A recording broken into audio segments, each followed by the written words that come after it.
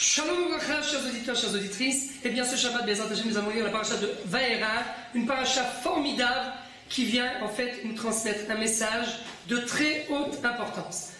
Eh bien, pour comprendre, pour saisir ce message, nous allons poser trois questions essentielles. Première question, parfois on a l'impression que la justice d'Akadosh Baruch Hu est injuste avec l'homme. Regardez ce qui s'est passé cette semaine.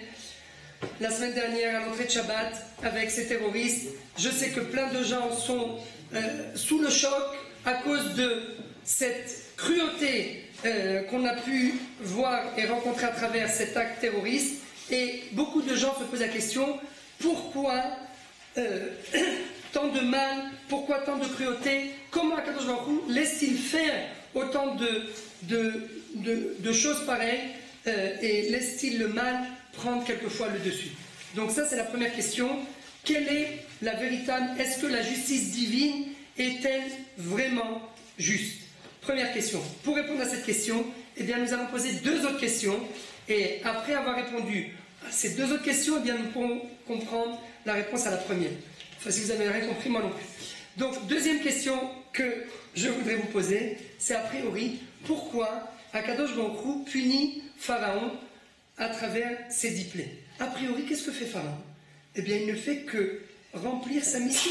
Puisqu'Akadosh Baruch Hu lui avait dit auparavant, avait dit à Abraham Avinu, Yado Teda, sache que ta descendance sera esclave en Égypte pendant 400 ans. Ils seront opprimés et ils seront mis en état d'esclavage, et après tout ce temps-là, eh bien, je les sortirai. Donc, si Akadosh Baruch Hu a déjà dévoilé par prophétie qu'il allait rendre le peuple juif esclave, alors pourquoi quand Pharaon vient et remplit sa mission, malgré tout il est puni, mais il ne fait qu'accomplir la volonté divine?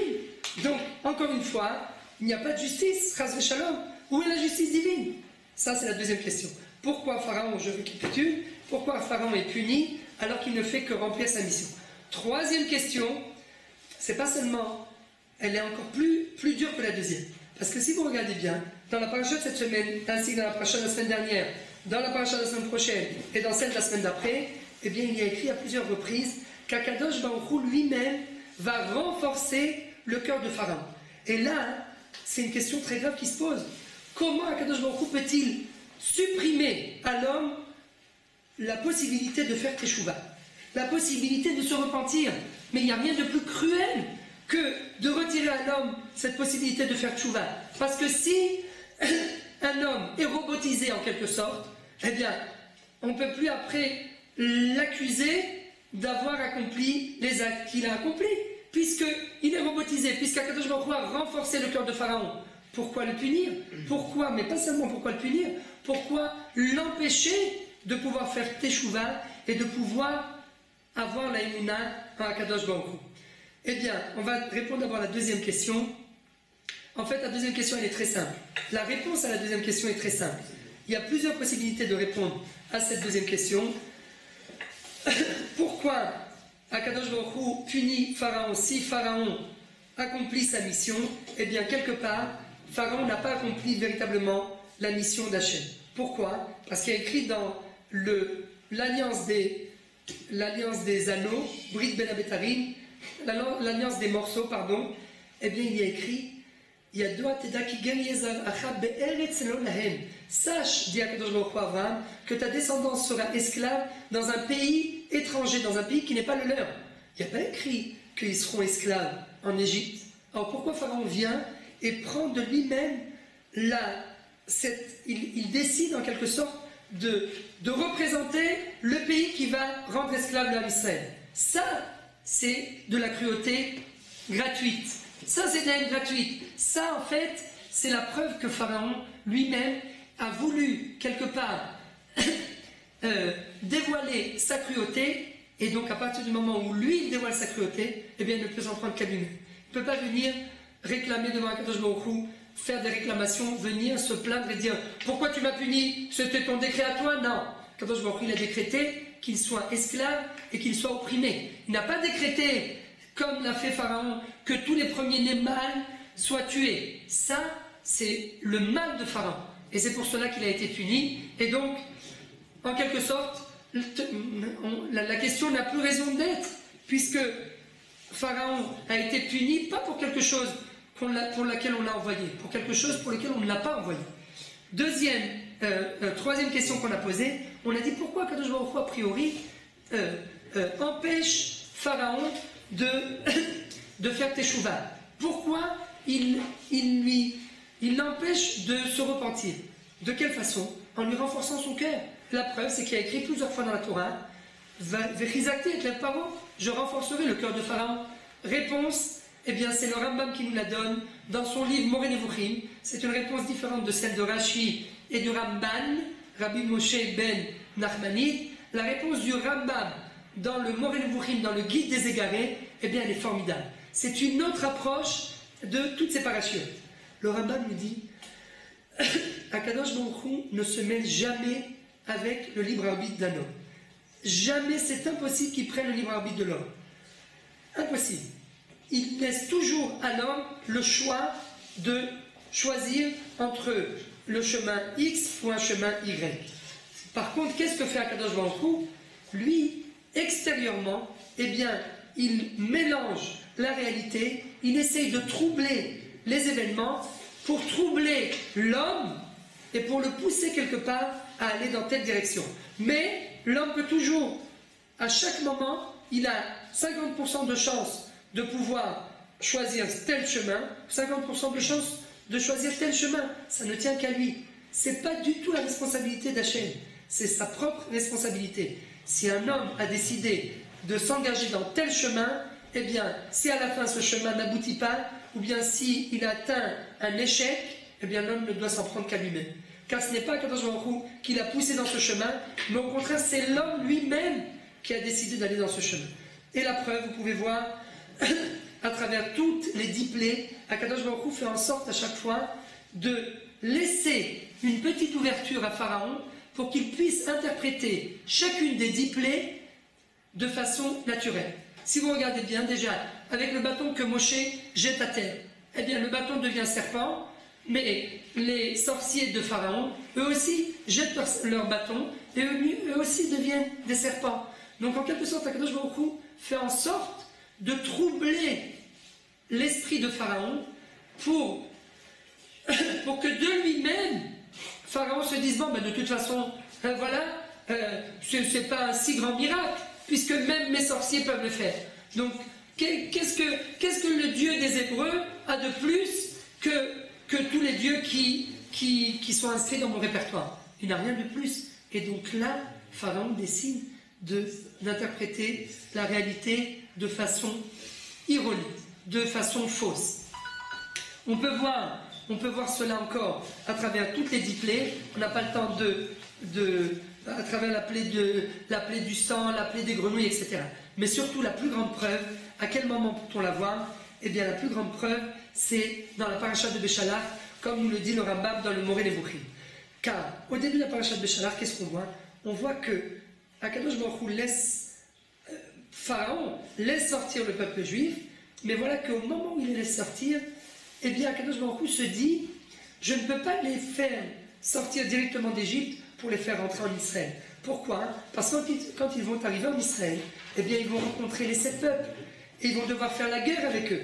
Mais ces hommes, aujourd'hui, ne sont pas dans une situation psychologique où ils peuvent faire la guerre, parce qu'ils viennent à peine de sortir d'une situation d'esclavage.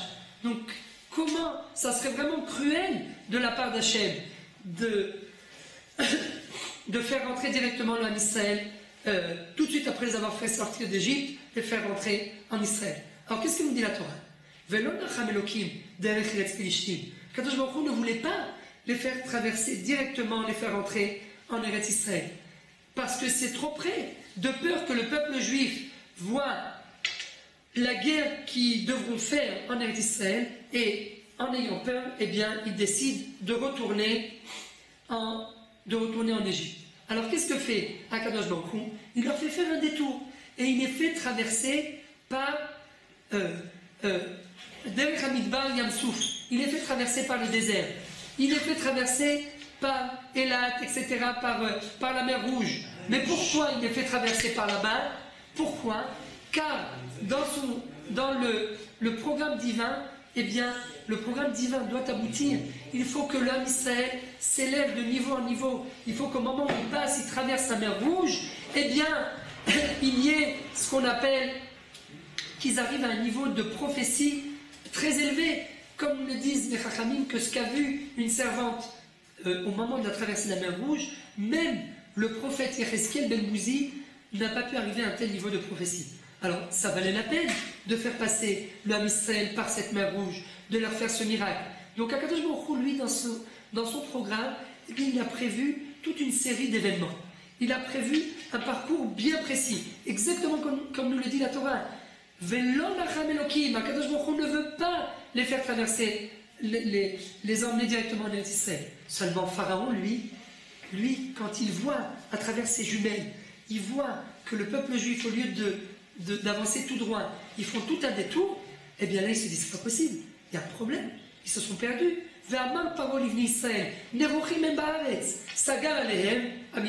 Ils sont prisonniers, ils se sont perdus. Ah, ils se sont perdus, c'est le moment d'aller les rechercher. C'est le moment de leur courir après. Et là, tout de suite après, qu'est-ce qu'il y a écrit?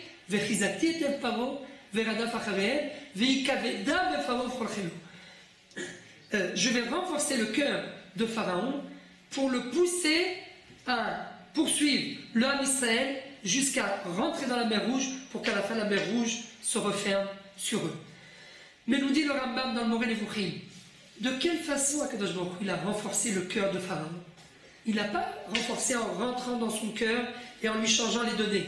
Non, il a renforcé le cœur de Pharaon en lui troublant la réalité, pour que Pharaon, de sa propre logique, se dise c'est pas possible, ils se sont perdus. Et donc, d'après les données que j'ai devant moi, d'après la carte que je lis, eh bien, toutes ces données m'indiquent qu'apparemment, logiquement, ils se sont perdus.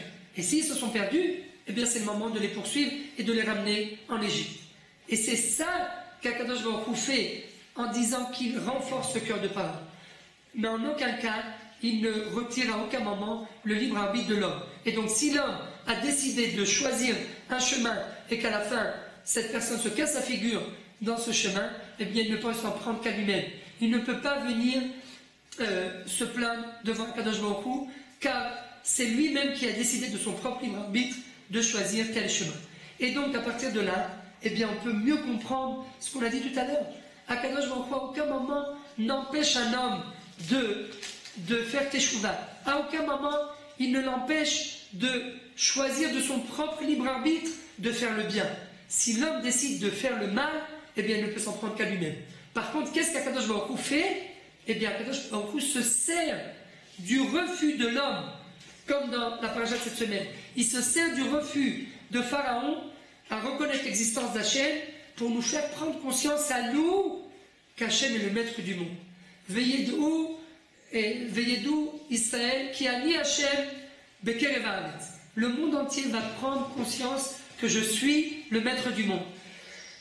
Et tout cela, en fait, Akadosh Baruch Hu, il a déjà en quelque sorte orchestré depuis le début, comme c'est écrit au début de la paracha, Velakachti etrem li le'am, veitem li l'Elokim, et je vous prendrai comme peuple, et c'est pour cette raison que je vais vous faire sortir d'Égypte. Donc quelque part, Akadosh Baruch Hu a déjà programmé tout un programme, mais ce programme divin, eh bien, ne vient jamais se confronter au libre arbitre de l'homme.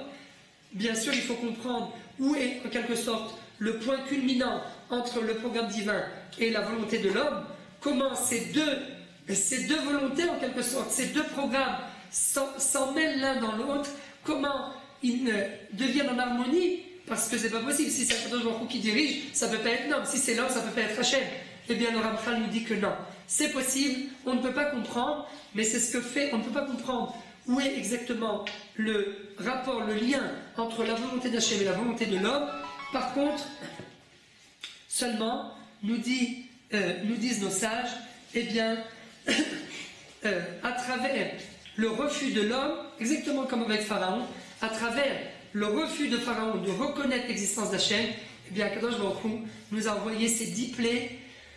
Il a envoyé sur les Égyptiens ces 10 plaies pour que nous on voit et qu'on dise waouh, Akadosh Baruch Hu, eh bien, il est le maître du monde, pas seulement dans le ciel, mais sur terre, dans la mer, sur les hommes, à tous les niveaux, pour qu'on prenne sur nous le joug divin, pour que quand on arrive au moment du don de la Torah, eh bien, on puisse en faire reconnaître Akadosh Baruch Hu comme le véritable maître du monde. Je terminerai juste en disant, en faisant un petit lien avec ce qui s'est passé la semaine dernière. À l'heure actuelle, eh bien, on était nous-mêmes à la Levaya de ces saints qui ont été sacrifiés, qui ont été tués uniquement parce qu'ils sont juifs. Eh bien, parfois, comme on disait tout à l'heure, comme on a posé la question, on a l'impression que la justice divine est injuste. Eh bien, comme on vient de prouver à l'instant, non. La justice divine est la meilleure justice, c'est la vraie justice. Seulement, nous, parfois, on a du mal à comprendre comment cette justice divine vient se mêler à la volonté de l'homme, aux événements qui se passent. Parfois, il peut y avoir des épreuves, mais encore une fois, Kadosh Baruch Hu ne fait que se servir de cette cruauté, de la cruauté des terroristes, pour nous transmettre à nous un message. Rabotai, le message est simple. Le temps de la délivrance est arrivé. On peut croire que ce n'est pas juste de nous transmettre un si grand message en laissant faire des terroristes des choses aussi atroces. Eh bien, la réponse est, comme on vient de le dire à l'instant, que le mal est toujours au service du bien. Un jour ou l'autre, on comprendra. Peut-être qu'aujourd'hui, on ne comprend pas pourquoi on a été obligé de passer par ces péripéties, par ces cruautés pour aboutir à cette délivrance. Eh bien, plus tard, Bezat Hashem, quand Akadosh Baruch Hu nous enverra le Mashiach, eh bien, on comprendra rétroactivement que tout était pour le bien, tout était programmé jusqu'au moindre détail. Et tout ça, pourquoi? Eh bien, Bezat Hashem, pour nous amener à la venue du Mashiach, Amen, Shabbat Shalom Vorach, et nos condoléances à toutes les familles qui ont été, les familles qui sont mêlées à cette atrocité. Hashem Inachem Otrem, et Min Hashamayim Tenuchamu, ve Hashem Ikom Damam, Shel Kol HaNetzachim, et Be'ezrat Hashem, que Akadosh Baruch Hu nous envoie lui-même la consolation, et encore une fois, comme on l'a dit, qui nous envoie très rapidement la venue du Mashiach avec la résurrection des morts, du Merav Yamenu, Amen, Keni Yatzah.